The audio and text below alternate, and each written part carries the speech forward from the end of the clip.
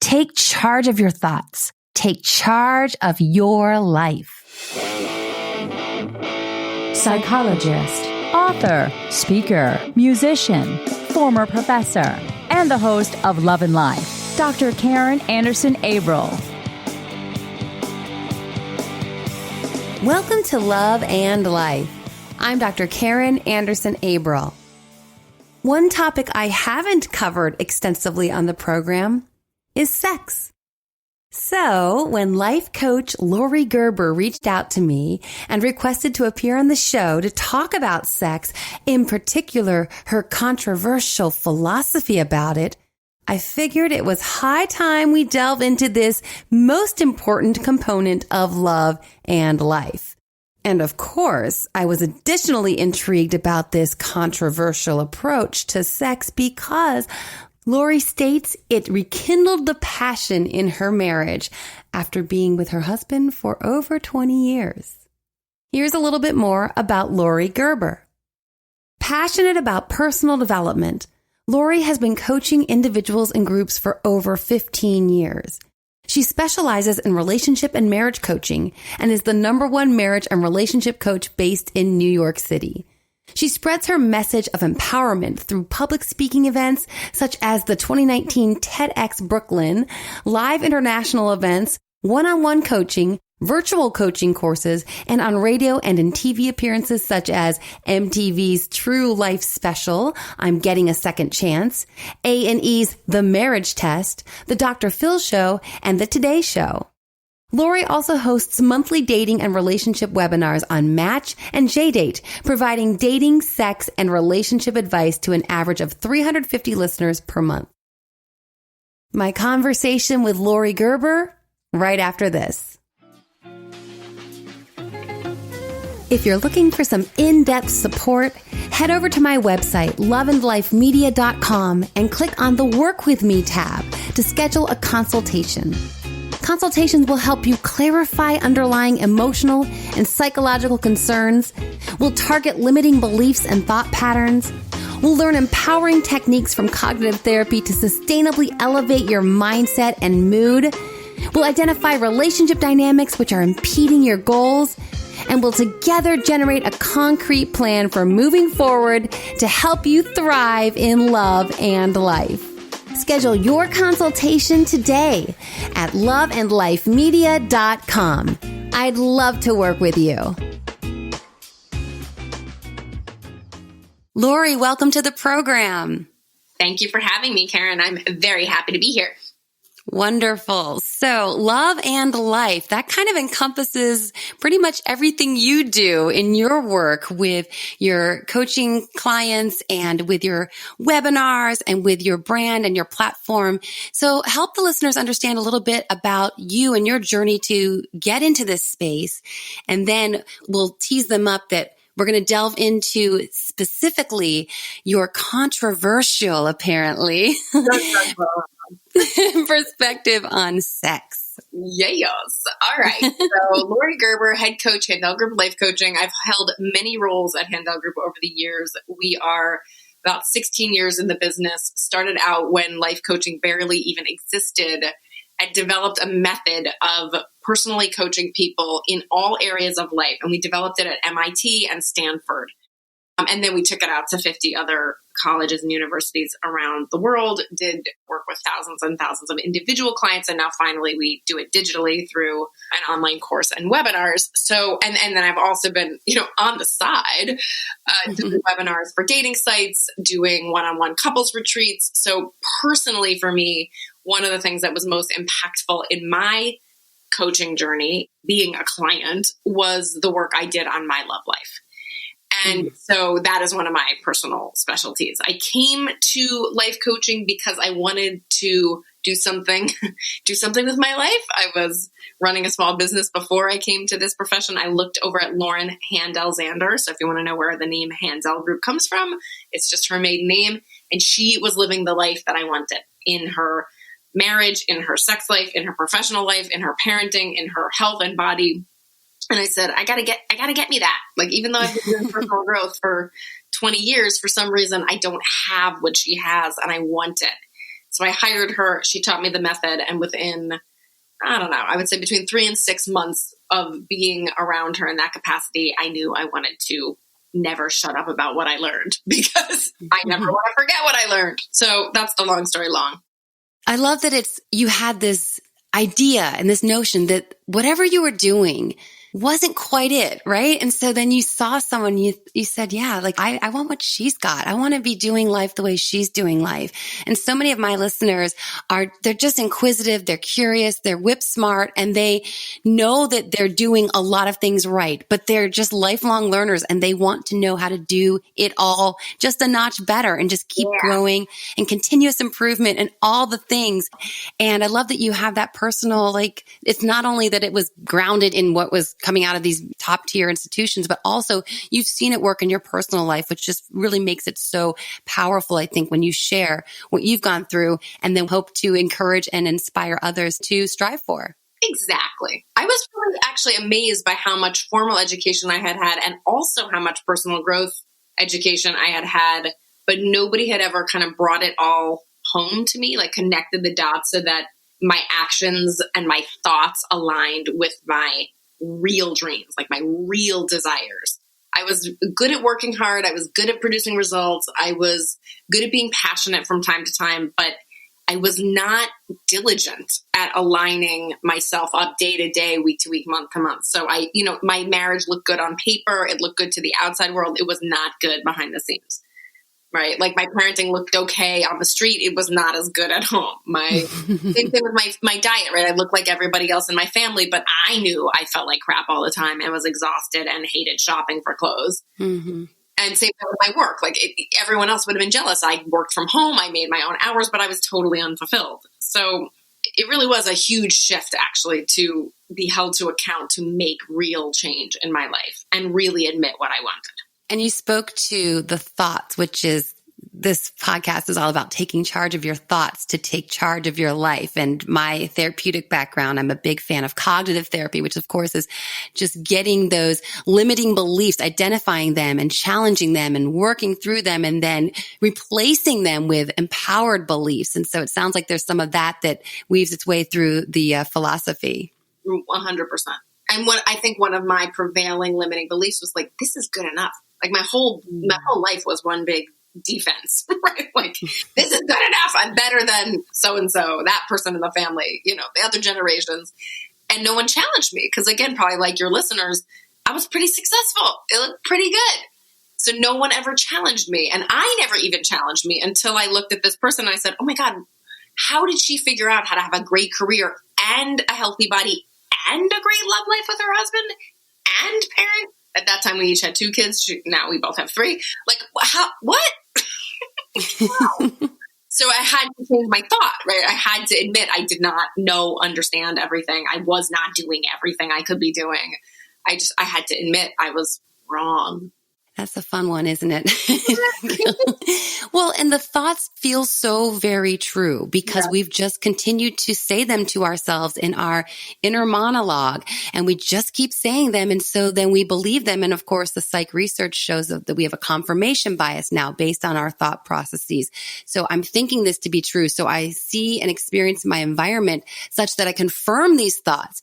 Right. So like you're saying, so if I have this limiting belief that this is good enough, then I'm going to go find examples. Yeah, that's good enough. That's good enough. And it's going to confirm my mindset, which is great though that you did.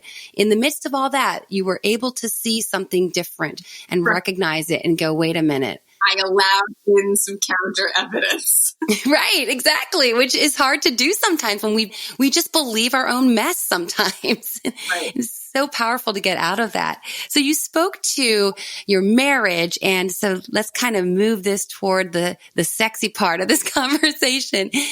And going back to some research, we have so many studies that show that sex is one of the number one reasons people get divorced. And yet oftentimes we're not really speaking to sex, or we're not recognizing, again, limiting beliefs in our mind about sex or expectations. We haven't really had so many of these conversations, even when we've been dating for a long time or married for a long time. Oftentimes we just kind of turn off the lights and let things happen and no one's talking about it. So tell us a little bit about how you start to realize that the way that you were approaching sex in your marriage was not working and how you made some changes that apparently have been controversial, but also really empowering for you. It's so funny. I mean, it's such a simple answer of how did I figure it out is this very annoying assignment that we give at the beginning of any of our coaching. It's the first module in Inner You.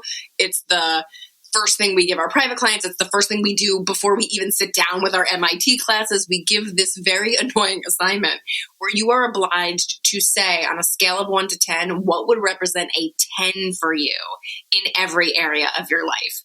And though I had hired Lauren ostensibly to help me build my business, before she would even have a session with me, I had to say what I thought was the ideal in regards to my sex life, my health, my career, my money, my fun and adventure, my spirituality, my family. And it was just in that first assignment. I was like, really? Are you kidding me? How dare you? But I did it, right? I did it. And I forced my brain to create new neural pathways to even, like you said, you're married for 20 years, you turn off the light, you don't even talk about it. That's crazy. Well, I hadn't even thought about it.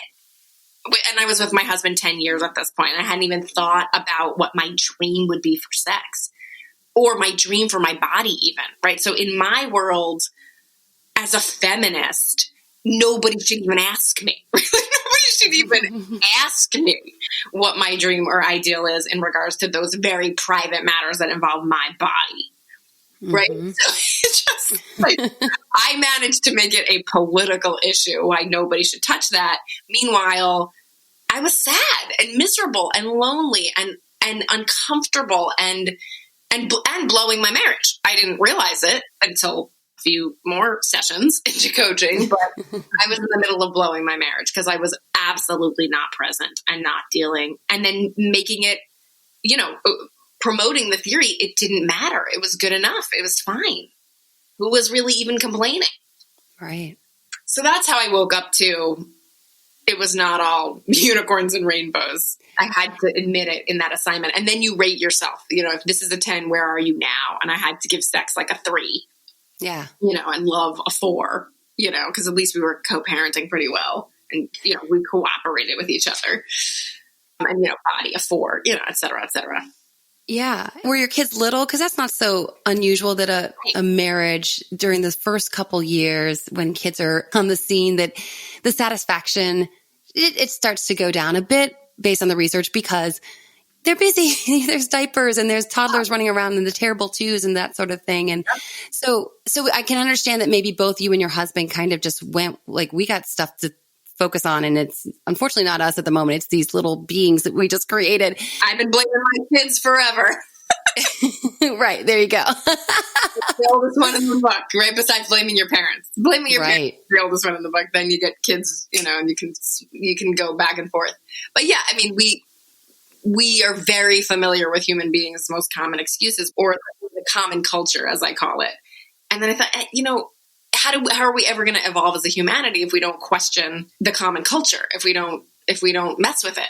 I want to mess with it. If I'm following common culture, I will be divorced soon. And I would have been. Well, and I love that because it's just like, yeah, so the research shows that most couples experience this. Guess what? I still don't want to experience this. I don't want to be like most. I don't want to be average. I want to have an extraordinary life. I want to reach for something other that, yeah, maybe like you said, isn't common right now. Well, so I want better. Everybody who does that pulls everyone up, right? Like not everybody has to be at the top of the curve, but if you fight for something new, everybody else gets the benefit. Yeah. But the controversial part, just to your question, the controversial part was Lauren broke through my right to keep that private, or my right to not care about that. And she put it to me, right? She was like, that's called roommates. Like, if you're not having a sex life, that's your friend. Are you even friends? And I was like, I'm not that good of a friend either. And I'm not a wife or a partner if I'm not having sex. But like, that literally is the difference, right? Between a friendship. Yeah. That's what she said to me. And I remember that's what caused the dissonance when she said, that's not a marriage, right? A marriage, the reason you pick that person and the monogamy thing is because you're having sex with that person. That's the thing. Right? I was like, right. I think I said that. Shit. Oops. Yeah. Whoops. And your husband had not just keeping with the personal experience piece of this, your husband had never sat down and said, Laurie, I know we got the little kids and everything, but this isn't working for me right now. Or had he? And had you, as you mentioned earlier, like, this is me and my feminist stance and my body, and this is not to be discussed? Or how did that go? Oh, my husband is also a good feminist. I picked very well. I had him perfectly sexiled in the corner, ashamed of himself for even one, ashamed for even wanting it. The whole thing, right? Like we were perfect mates in our agreement to keep it mediocre to terrible. So in the name of feminism, right? What guy wants to ask over and over again, or say that? And he didn't at the time. He didn't have the tools for that. I mean, now you should see us, but at the time, we were in this perfect stalemate. And if you said, like, did he ever mention, did I know he might want more? Sure, I knew, but it was really an off limits topic. That's so powerful. And really, it's so impressive to hear that you were willing at that point when Lauren was holding a mirror up to you and saying, look at yourself. Is this really what you want? Is it that you had ears to hear it? And it's such it is controversial in the sense that now we've got this Me Too stuff, which is obviously, thank God, this stuff is coming to light. At the same time, I do worry that men are en masse being vilified, and certain men should be vilified because they're horrible. And then there are many, many great guys with a normal sex drive that should not be vilified, and it gets murky. Well put. Exactly. And it was, I even remember that moment where she challenged me, and she really, and this is something I tell my clients all the time, you're just 3 promises away from everything you ever wanted. And she really looked me in the eyes. She goes, Laurie, just start having sex with your husband again. Start having, just shut up, right? Like, it's actually simple. She even said, it's actually simple, light a candle, right? And she said, light a candle, Karen. Just light a candle. And I was like, you idiot. What do you mean light a candle? That's right. Dumb. And then I decided that I was going to keep the promise to have sex once a week so I could save my marriage. And I lit a candle, and lo and behold, and it only took 1 or 2 times of having sex when I was like, oh my gosh, what have I been thinking? Like, why would I avoid such an easy fix to so many things that are wrong when it's right there in front of me that simple? And annoyingly simple, right? And because I wanted to, let's go back to the time that I think I was abused. Let's go back to all the unpleasant sexual experiences I've had. Let's figure out how to have an orgasm. Lauren, what about how mad I am at him about these things? What about how mad he is about me, about things with me? Like Lauren, there's 100 things we have to deal with first in my heart and in my head. And she was like, just light a candle once a week. Right? Just light a candle. Now it's more, but at the time, once a week was like, what? You're like, I have things to do. No, you know what I had to do? I needed to take care of my kids, obviously, and do my job, which I'm sorry, it only takes, 14 hours a day. And there's like a whole 12 hours your young children are sleeping. And what I needed to do was eat my face off and watch TV, quote unquote, needed to do. Right. When I realized I could lose my marriage, I was like, well, maybe I could put 15 minutes into having a sex life. And that's all it takes, by the way. Sometimes less. Right. Controversial thing. It doesn't take that much time to bone. It doesn't, or to whatever your version is, right? I don't want to be too specific because I think everyone has their own expression, but it doesn't. I wanted to make it so complicated, and she made it so simple. And then I watched everything change overnight, literally overnight. We think the behavior is going to come because we feel like doing it, right? We think I'm going to feel this and then I'll want to behave in such a manner. And you were like, I have to unpack all this stuff. I've got this emotional, psychological baggage in this area that I need to unpack. And then when I work through it, maybe 6-7 years from now, I finally work through it all. Then I'll be ready to feel like having sex. And then I will behave in that way, following my feeling. And Lauren was like, no, you just behave and let everything else follow after. And we get that twisted so often. Yeah. I mean, it's not that we don't work on all of it, because we do, right? Like, it's not like I didn't do that work too and simultaneous. And it was helpful, of course, but many, many, many spiritual practices and brilliant teachers will explain to you, you must do the thing to learn the thing. You must take the action to change the feeling. And it's all a loop, right? Actions lead to thoughts, lead to feelings, lead to actions. You could work on changing the thoughts, which will change the feelings, which will change the actions. Or you could work on changing the feelings, which will change the actions, which will change the thoughts. Or you could work on actions that will change the thoughts and change the feelings and change the results. We do all three.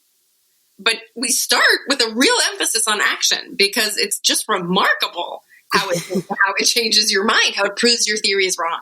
Well, and you alluded to the neural pathways. And so that's obviously a really very tangible, not for us in because it's in our mind and we don't in our brain, rather we don't see it, but it's a very tangible physiological way that we can go, if I behave, the neural pathways are reinforced, right? It's just why we get better at something when we do it over and over again.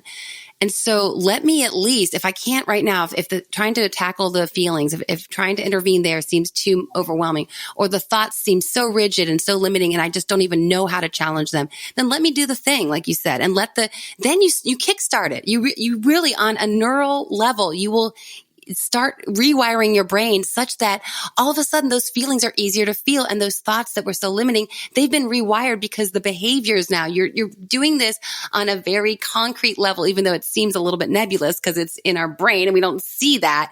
But just to know that, I love this conversation. I did a podcast a couple years ago called Neuroplasticity is Your Superpower. And we don't understand it, but there's so much more research coming in that's helping us understand that wow, I can rewire my brain so that I can have that life and make it easier to feel these feelings and make it easier to think these thoughts because we think it's so hard. And really starting with the behavior is a great way to kickstart all of that. Exactly. Thank you for substantiating it with science because, my mantra was, I had two mantras. My husband's an idiot and he doesn't care about me. I don't know if anyone can, relate to that, but those were I know a study that says, 80% of our thoughts are negative and 95% repetitive. So I can tell you I had those on a loop and was collecting evidence for those. But it is very hard once you've been intimate with someone to entertain those kinds of thoughts. Yeah. So it actually canceled out, and again, now I have the science of twice a week covers the whole week, right? If I have sex twice a week, then it usually lasts, leading up to it, I have to behave, and then 2 or 3 days after, right? So I can really cover handling my mind, right? If I do the activity, my mind then cooperates and doesn't entertain those terrible, theories and thoughts that I used to think were true. What did your husband do when you started lighting the candle, so to speak? Was he just like, what? Huh? Am I allowed to be on board with this? Or is this going to go away, this little phase? I'm punished for this. I'm going to be punished later. Well, it was actually part of a bigger conversation about overhauling the relationship that also came as a result of writing, the love dream, not just the sex dream. So he was clued into the fact that I realized that I was headed in the wrong direction and there was one, big fight actually where I was just such a jerk, that he, that I got the message, he really might not stay. And then he started flirting with my assistant. And then so all of that kind of woke me up. And so then I did accept coaching about it all. I did sit him down and tell him my dream. I did, set the stage for him to tell me what wasn't working for him. And then it was in that context that I was like, okay, and now we have a new rule. We're having sex once a week. And he was fine with that. He agreed. Let's connect on social. I'm most active on Instagram, where I post original quotes, infographics, and I tackle trending topics in my Love Smarter, Not Harder IGTVs. On Insta, you can find me at Dr. Karen, dr.karin. I'm also on Facebook at Dr. Karen Anderson Abril and on Twitter at Dr. Karen Anderson. And you talk about with your relationship that you have a very, very hard, fast rule of utter honesty that I think many couples wouldn't feel comfortable with. Can you speak to that a little bit? Yeah. The real issue for me was intimacy, not sex, right? Me withholding sex and withholding it from myself and from my husband wasn't ultimately about sex itself, right? It was about, do I want to reveal myself to this person? Do I want to really know this person? Do I want this person to really know me? Or do I just want to check the boxes, look good to the outside world, and get through this life? So, one of our modules in Inner You is all about lying, because we believe, and again, I really think this is a special sauce about the Handel method. We believe that lying is the biggest impediment to intimacy, to connection, to love, to sex, to all of your dreams, because so many of your dreams are based on other humans. So the first level of telling the truth with my husband, the first level of telling the truth was to myself. What's my dream? What's my current reality? How, what's really going on here? That was the first level of telling the truth. Then the second level of telling the truth was, here's what I really want. And then the next level of telling the truth was, what do you want? Let's get our cards on the table. Are you willing to tell me? I promise I'll be nice. And then having that conversation, then we could make new rules and regulations and plans and promises and designs for how we run our life. And we, eventually did that with everything, with our parenting, with our time management, with our money, with our, everything. But sex was one of the first areas we tackled. And then it becomes maintenance, right? Truth-telling maintenance, where it's like the day-to-day, you don't withhold something. You don't go to bed angry. You don't go to bed with a judgment. And also you get to go back in the past, like, oh, what do these people not know? What does this person not know about me?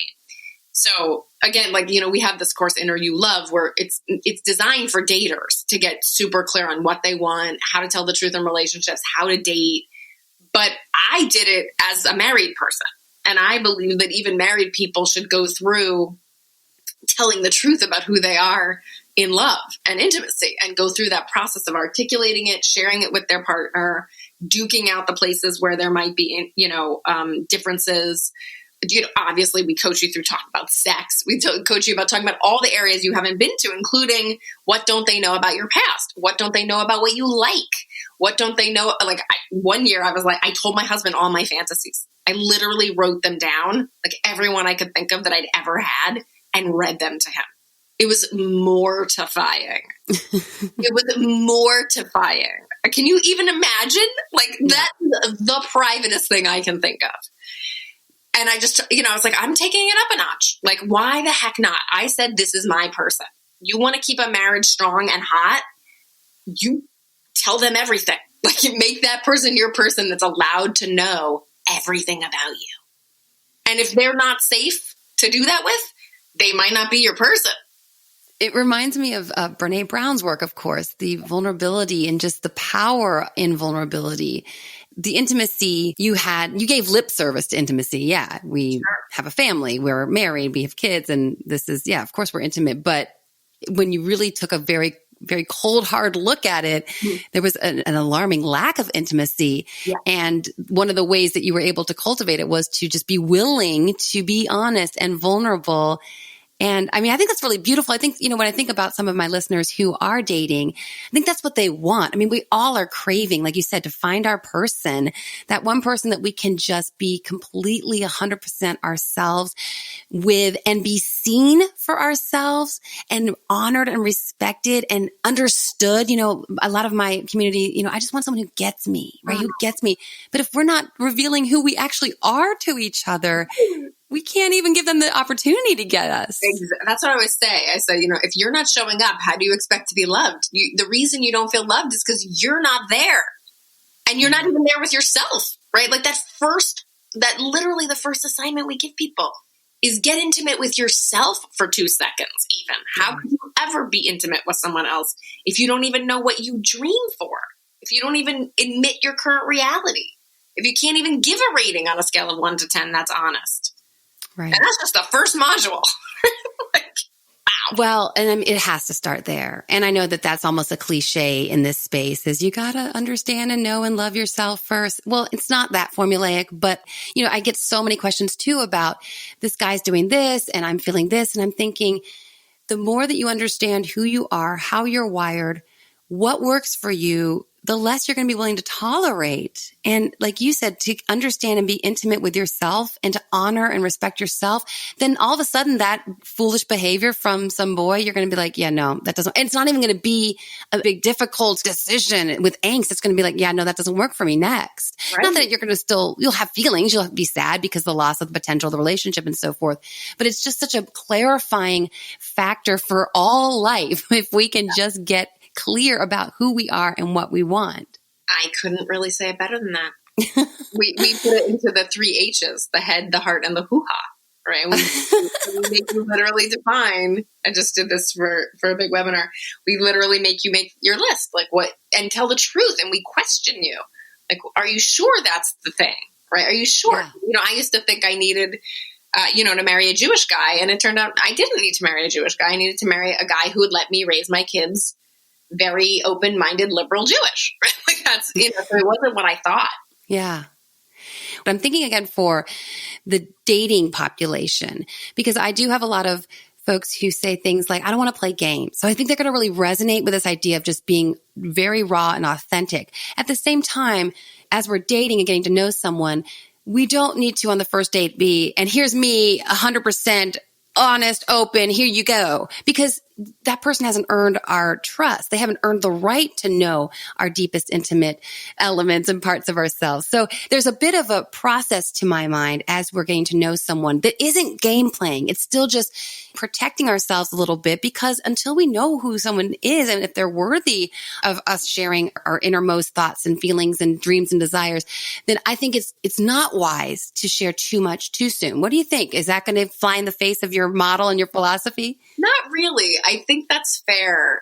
And what we generally train our on-purpose daters to do is give yourself 3 very purposeful dates to get to the bottom of the most important things. And then we literally have you rate head, heart, and hoo-ha, right? Head is how practical is this person? Will this work with my life? Do they have kids? Do they want kids? Do they love dogs? Do they like to travel? Yeah. And then the heart is the level of trusted connection and respect and admiration. And then the hoo-ha, do you want to kiss them? Do you want to hook up? Yeah. So if the heart rating is not going up and up and up, no, you don't have to tell them everything or ask them everything, but then you're not going to have another date. Right. Okay. So we give you 3 dates to get each of those to an 8 or above on a scale of 1 to 10. And you're not just hanging out on your dates if you're looking for your person. You're purposefully having conversations, designing fun conversations that will elicit the answers to the questions and the feelings that you want to, will elicit being able to rate those people, right? Because you're asking, what went wrong in your last relationship? What do you think of your mother? What do you do on holidays? You're asking fun and interesting questions that will obviously answer your head questions, but also get at your heart questions and whether this person wants to know the truth, the whole truth, and nothing but the truth. But committing to not lying is not the same thing as saying everything you think as soon as you think it. Right. Right. If we did that, we'd, first of all, never stop talking. We'd say a lot of things that, are useless, harmful, and, time wasting. So to us, telling the truth, quote unquote, telling the truth has to do with being honest and upfront about the most important things at the right time. I might not say on my first date, I have to take care of my mother with Alzheimer's, and that's where I'm going to be for the next unforeseeable. I might wait till the second date or the third date, but I'm not going on a 4th date without telling that. Mm-hmm. Same thing about herpes, right? Like you're not getting in bed with someone before you talk about it. There are the appropriate and right times with integrity to bring out certain topics. What I'm loving from hearing what you're talking about is that it brings some concrete, something to measure each date against, rather than just going home and going, oh, that was fun. Right. You're asking them to be reflective and to, what's my response to the conversation we had? How did that feel for me? How do I think about that? Does that seem like something that would work for me long term? Instead of just kind of like, okay, cool, I guess we'll see each other again.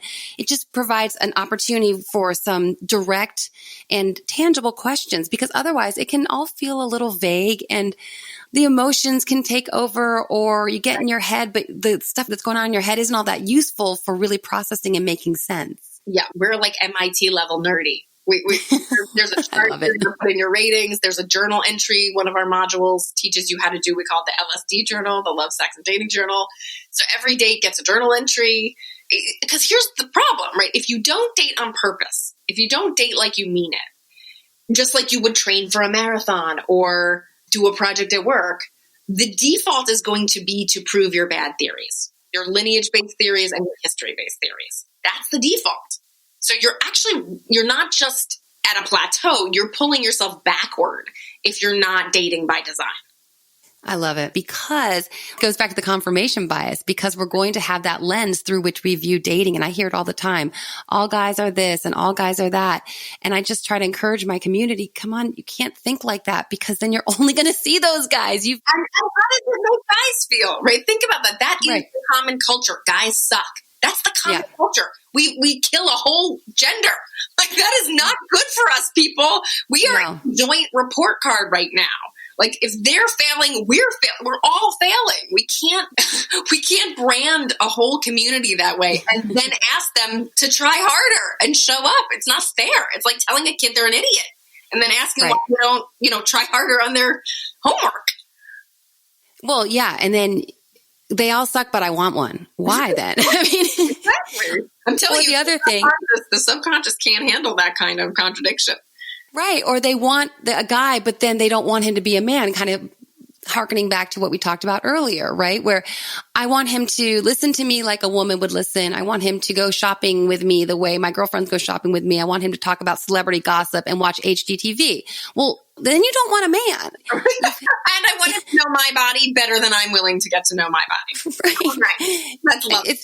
It's unfair and it's not loving and it's not feminist also, by the way. It's not. I don't believe personally that true feminism is about male bashing. That's not the point. I don't believe that we elevate women just to disparage men. And that comes from my background of having a wonderful father and 2 older brothers and an amazing husband. And there's wonderful men out here. And I don't like you said, they're all labeled and branded, and that's unfair and it's not loving. So if women think that we're so compassionate and kind and loving, these guys are such jerks, really? Are we? Not with that rhetoric. Yeah. Dan invented it because I kept burning my tongue on my black coffee. And then we realized the perfecter could do so much more. It's the only way to brew coffee or tea and then immediately ice it for iced coffee or iced tea without watering down the flavor. It also brings bourbon to a perfect chill, again, without diluting it or bruising the flavor notes. But my favorite application, wine. The perfecter takes your room temperature red to the recommended low 60s in just 20 seconds. And as a bonus, the perfecter aerates your vintage as well. Check out all the Perfector's applications, including bringing white wine to its most flavorful temperature at drinkperfection.com. Love and Life listeners can use promo code PODCAST at checkout for 20% off your Perfector. Laurie, what do you say when they say, all guys want is they're so comfortable with this, it's complicated, situationships, and I can never get them to actually commit? Well, funny you should ask. We have talked about this a lot. So the concept of the 3 H's, once you go through that, you really have your set of questions you need to ask and answer. Some you're going to ask directly, some you're going to ask indirectly. We also need you by the 3rd date to determine whether or not you want the same things. Now, and that's a specific question. Where are you at about dating? Are you looking for the one or just having fun? Are you flinging or real thinging? However you want to put it. There really are 2 camps, and we are in such denial about this, okay? There's like sexless marriages and sexy marriages. There's flinging and there's real thinging. There are 2 camps. And I believe if a person is free enough to be honest with themselves, they can tell the truth about which they want. And by the way, I'm talking to women too. I'm talking to all genders here. I know the stereotype is women want the commitment and men want the fling. It's just not true. We live in a day and age now where everything is up for grabs in terms of gender roles, gender itself, sexuality, polyamory, all of the things. Okay, so it is just too close-minded to think you even know what you want. If you're listening right now, I dare you to reconsider for a moment. Would you maybe be happier in a fling? As long as it's a responsible fling where you're learning something and you're honest. So, we should all lighten up about the fact that there are two camps. We should all get curious and very non-judgmental about those camps. We should all put it in our dating profiles, please, if possible. And by the third date, you should have no expectation that someone wants to commit. You should have no expectation that they're only dating you. You should have no expectation about whether they're looking for monogamy or not. And you should be very crystal clear for yourself what you're looking for. And you will design a conversation on that third date to make it utterly safe for them to tell you where they're at. And people will tell you the truth if you are ready to hear it and you're open and you're playful and they're not going to get in trouble. And it's only the third date. So if you have got to say, sorry, that's not what I'm looking for, let's abort the mission, you're not so attached. You haven't had sex with them yet. If you play by our rules, it's like, oh, right. I went to the store. I picked out the 3 dresses I love. I went to the dressing room. But then when I tried that one on, the zipper didn't work. So I put it back on the rack. I didn't take it home with me. So we say by the third date, you have the conversation and you find out if the person is in that same place as you are, and do not proceed if you're in 2 different places.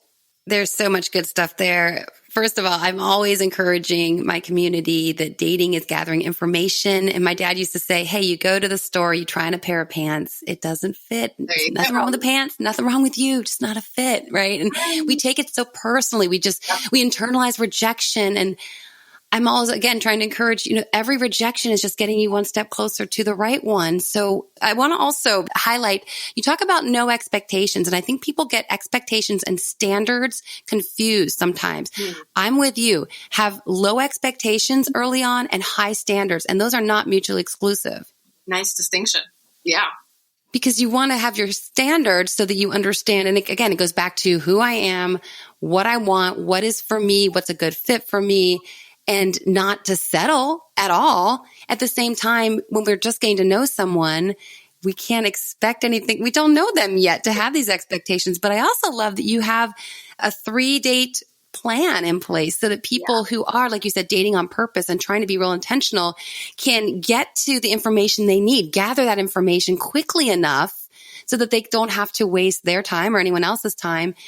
Having structure to the dating process, which feels so chaotic and uncertain and nebulous, I think the structure alone can be so enlightening and clarifying, and also make the process feel less scary and more secure in the midst of it. It literally is. It's for your security, right? It's so you don't have another heartbreak and confirm your bad theory again. And you can probably speak to this, but what we found is that the 3-date threshold is really smart and important, because at a certain point, once you invest in a stock, you don't want to get out of that stock. Right? You want to, even if you see something bad going on in the company. So we really encourage you to front load that, investigation, because once you have sex or once you get in too deep, you will ignore evidence that you need to pay attention to. And we, of course, one of the most popular clients we have is those divorced clients who come and they're trying to heal from their divorce. And they always say they knew what it was going to be that was going to break them up. Nobody's actually surprised, because you knew on date 2, but you just didn't want to, then you put in 7 dates and you needed them to come to a wedding with you. And then now here we are. And that's really your only choice. And you end up with a person that shouldn't have been your person, even after date 2. Oh my gosh. I'm just thinking about, I just answered the question today. I do Q&As on my IGTV, and there was a woman who she's been with someone for 2 years. And I had the sense that there was some of that, where there was some real clear differences in what they want and how they want to treat each other. But I'm 2 years in, especially when you're younger, like 20 to 22 is a lot of your life. I mean, when you get to be 45 to 47, maybe those 2 years you can kind of go, okay, also I'm old enough, wise enough to realize that 2 years is not wasted. I learned something from it, and better to cut my losses at 2 years than to spend 20 and then have to cut losses. So I love that, because it really is providing a more secure approach to this dating landscape, which it just feels, like I said, it just feels overwhelming at times. And people feel rejected, and then they're swiping. And it's just exhausting. And so I love what you're providing. Tell them a little bit more about, is it Inner You Love? That's what they would, those on the dating scene, that's what they would sign up for? Yeah, I would really recommend Inner You Love to anybody. It will give you all the tools you need to avoid heartbreak at any stage that you're in, right? Whether you're dating, whether you're in a new relationship, or whether you're in a long-term relationship, it covers everything from literally how to vet on the sites to how to keep a marriage hot over time, how to divide the labor up in a marriage, right? So it's like really soup to nuts, everything. That's great. Anything else where people can find you, follow you, learn more, and take advantage of any of the freebies and the perks that you guys roll out from time to time? I would actually recommend folks follow me on Instagram. Laurie Gerber _coach is the way to do that. InnerU.coach. It's literally INNER, the letter U, .COACH. I assume it will be in the show notes with your discount code. So if you go to that website, there may even be a special link for you guys. But if you go to that website and you put in the love &life 75, you will be entitled to whatever the best discounts are at the time. That's fantastic. Thank you, Laurie. I've so enjoyed our conversation. I think there's so much here for, like you said, people in the dating scene, people who want to level up their marriage. There's just a lot of great wisdom here. And I love that it's very structured and concrete, and it was based in research and all that nerdy stuff that I really geek out on. So thanks, Laurie, for your time. We're in the same camp. If you're going to teach at MIT and Stanford, you got to back it up with research. You can't just... Yeah, I guess so. Awesome, Karen. Thank you so much for giving me a chance to talk about this stuff. You bet. I've enjoyed it. The love and life hack for this week is, I gotta steal Laurie's 3 H's. Head, heart, and hoo-ha. Laurie calls them the 3 H's, but they're not so dissimilar from Dr. Robert Sternberg's theory of love, where we have that passion, that intimacy, and that commitment. We need those 3 prongs in place to truly thrive in our love relationships. Take charge of your thoughts. Take charge of your life. As always, it's been such a pleasure spending time with you this week. Be sure you've signed up for my newsletter. When you join the Love and Life family, you're the first to know about everything going down in the Love and Life community. Also, an extra big thank you to all of you who've reviewed the podcast on Apple Podcasts. That helps others find us. It really means so much to me. And until next time, make it a great week.